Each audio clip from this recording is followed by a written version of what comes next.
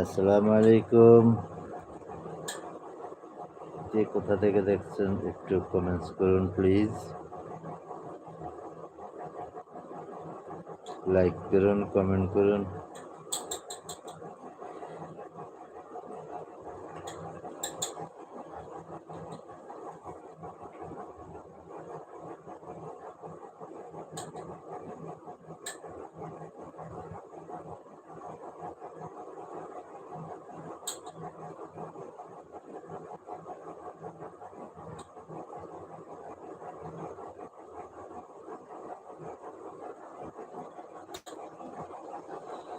Please please comment করুন।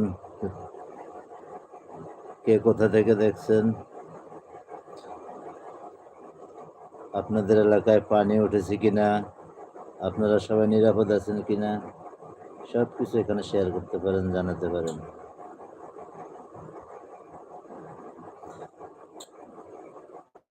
আমাদের গ্রামে তো সবার উঠানে উঠানে পানি, রাস্তাঘাট, বিল, মাছের ঘেরগুলো সব বেসে গেছে। সবাই যেখানে সেখানে মাছ ধরতেছে, কিন্তু আসলে সব ফসল বন্যার পানিতে সব নিমজ্জিত হয়ে যাওয়ার কারণে সবাই দিশেহারা, এবং এখন পর্যন্ত কেউ বলতে পারতেছে না যে পানি কোথায় গিয়ে দাঁড়াবে।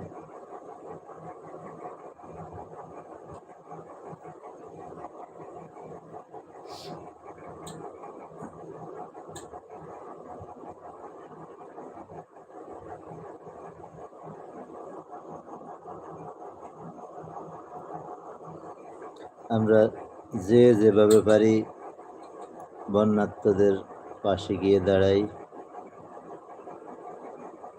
আর কিছু না হোক অন্তত সাহস দিয়ে হলেও যেন তাদের পাশে দাঁড়াই। আপনার একটা পুরনো কাপড় দিয়েও তাদের পাশে দাঁড়াতে পারি। আমাদের ছোট ছোট মাসুম বাচ্চারা, তারা খাবার পানির অভাবে অসুস্থ হচ্ছে, খাবারের অভাবে পুষ্টিহীনতার দিকে চলে যাচ্ছে।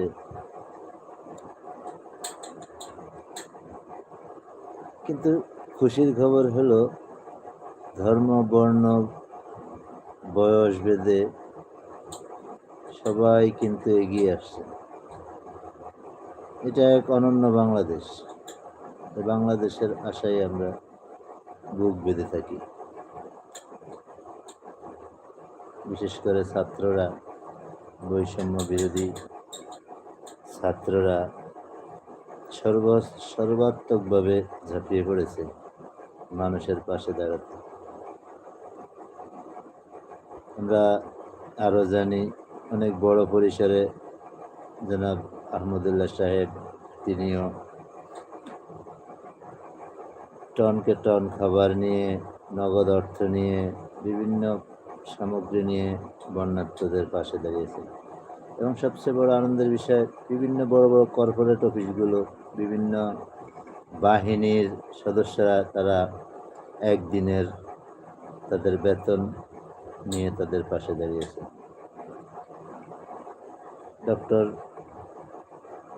ডক্টর মোহাম্মদ ইউনূস, আমাদের প্রধান উপদেষ্টা, তিনিও তার ত্রাণ তহবিল থেকে সাহায্য ঘোষণা করেছেন, বন্যার্তদের পাশে দাঁড়িয়েছেন।